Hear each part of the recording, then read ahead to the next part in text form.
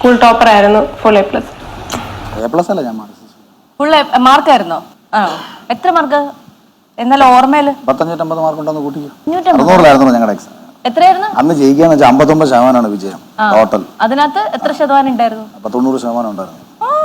വലിയ പുള്ളിയാണോ? അഖിൽ മാര റിപ്പീറ്റ് ചെയ്ത് കാണുന്ന ഒരു സിനിമ ഏതാണ്? അങ്ങനെ പൊതുവേ ടിവിയിലും മൊബൈലിലും ഒന്നും സിനിമ കാണുന്ന ആളല്ല.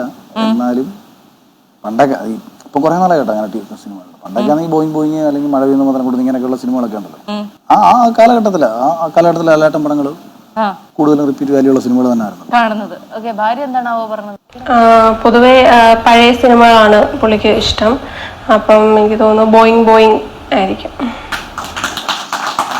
എനിക്ക് തോന്നിയായിരുന്നു, ഞാൻ ഇടയ്ക്കിടയ്ക്ക് ഇവിടെ നിന്ന് ബോയിങ് എന്നൊക്കെ പറയണ കേട്ടപ്പോഴത്തേക്ക് എനിക്ക് തോന്നിയായിരുന്നു. എനിക്ക് ആ സീക്വൻസ് കാര്യം ഞാനും ഹരിയും കൂടെ ഒക്കെ ഫ്ലാറ്റിനകത്ത് നിന്ന് തമാശ കളിക്കുമ്പോഴത്തേക്ക് ഞങ്ങൾ എപ്പോഴും പറയും ബോയിങ് പോലെ നമുക്കൊരു റൂം എടുത്ത്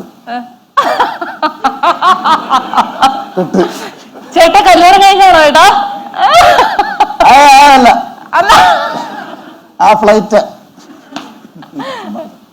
ഇഷ്ടപ്പെട്ട നടി ആരാണ്? അത് ഋഷി ആണോ? അതും പറയുന്ന പോലെ പഴയകാല നടികളായിരിക്കും എനിക്ക് ഊർവശി ചേച്ചി. ഈ ഭാര്യ അല്ല, നിങ്ങൾ രണ്ടുപേരും കറക്റ്റ് ആയിട്ട് ആൻസർ പറയുന്നതുകൊണ്ട് ഞങ്ങൾ കുട്ടികളോട് കുറച്ച് കാര്യങ്ങൾ ചോദിച്ചിട്ടുണ്ട്. നമുക്ക് അതിലേക്ക് കിടന്നാലോ? അങ്ങനെയാണെങ്കിൽ അച്ഛൻ മേടിച്ച് കൊടുക്കാത്ത ഒരു ഭക്ഷണം എന്താണ് കുട്ടികൾക്ക്? ബേക്കറി ഐറ്റംസ്, ചോക്ലേറ്റ്സ് ഇതൊന്നും പൊതുവെ വാങ്ങിച്ചു കൊടുക്കാറില്ല. ബേക്കറി വല്ല മേടിച്ചിരിക്കില്ല. ബേക്കറി പെരുന്ന അച്ഛന് ഇഷ്ടപ്പെടത്തില്ല.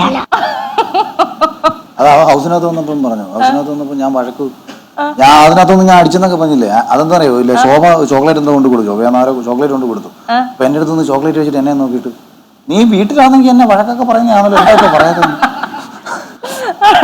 ഈ കുട്ടികളെ നീ എന്നൊക്കെ വിളിക്കുന്ന എന്താണ് എന്നൊക്കെ ആരെങ്കിലും ക്രിട്ടിസൈസ് ചെയ്ത് ചോദിച്ചിട്ടുണ്ടോ? അവരുടെ അച്ഛനെയല്ലേ വിളിക്കുന്നത്, നാട്ടുകാർ അച്ഛനെ കയറി വിളിക്കാൻ. അതല്ല, അച്ഛൻ അവസാനം കുട്ടികളോട് ദേഷ്യപ്പെട്ടത് എന്തിനായിരുന്നു? അങ്ങനെ ദേഷ്യപ്പെടാറൊന്നും ഇല്ല എനിക്കങ്ങനെ. അങ്ങനെ ഭീകരമായിട്ട് ദേഷ്യപ്പെടുന്ന ആളൊന്നും അല്ലല്ലോ പിള്ളേരോട്. ഇല്ല, ഞാൻ ആക്ച്വലി ലക്ഷ്മി അടുത്ത് പോലും എന്താ പറയല്ലേ, ഞാൻ ലക്ഷ്മിയുടെ വീട്ടിൽ അല്ലെങ്കിൽ അവരുടെ അച്ഛനും അമ്മയായിട്ടാണ് ഈ വഴക്കുണ്ടാക്കി. എന്റെ ലൈഫിൽ അവരുടെ വീട്ടുകാരായിട്ടാണ് ഞാൻ കൂടുതലും വഴക്കുണ്ടാക്കിയിട്ടുള്ളത്, അല്ല ലക്ഷ്മി അടുത്തല്ല. ഞാൻ അവരുടെ വീട്ടുകാരുമായിട്ട് ഉണ്ടാക്കുന്ന ഇഷ്യൂസിൽ ഇവിടെ വന്ന് ഇടയ്ക്ക് കയറിയിട്ടൊക്കെ ഉണ്ടായിട്ടുള്ള ചില ഇഷ്യൂസാണ് ഞങ്ങളുടെ ലൈഫിൽ സംഭവിച്ചിട്ടുള്ളത്. പിള്ളേരുടെ കാര്യത്തിൽ എനിക്ക് അങ്ങനെ ഓർമ്മയൊന്നും പ്രത്യേകിച്ച് അങ്ങനെ ഓർമ്മ കിട്ടുന്നില്ല. പിള്ളേർക്ക് ഓർമ്മയുണ്ടോ നോക്കട്ടെ.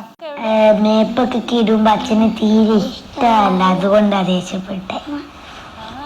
പക്ഷെ നല്ല മേക്കപ്പില രണ്ടുപേരും ഇരിക്കുന്നു. ഇപ്പൊ അവിടെ വന്ന് കുറെ പഠിച്ചു. അല്ല ഞാൻ അതൊക്കെ അതാരാ ചാടി പോയ അങ്ങനെയൊന്നും അത് പിന്നെ അവര് ചുമ്മാ ചിലപ്പോ ലക്ഷ്മി പറഞ്ഞു കൊടുത്തായിരിക്കും. അതെ, ചിലപ്പോ സാധ്യതയുണ്ട്. അച്ഛന് ഒട്ടും ഇഷ്ടമില്ലാത്ത ഒരു കാര്യം എന്താണ്? അക്കൾ ചെയ്യുന്നത് എനിക്ക് ഇഷ്ടമല്ല. അവരെന്തിനും ചെയ്യണ്ടേ, പിള്ളേരൊന്ന് വളരട്ട്.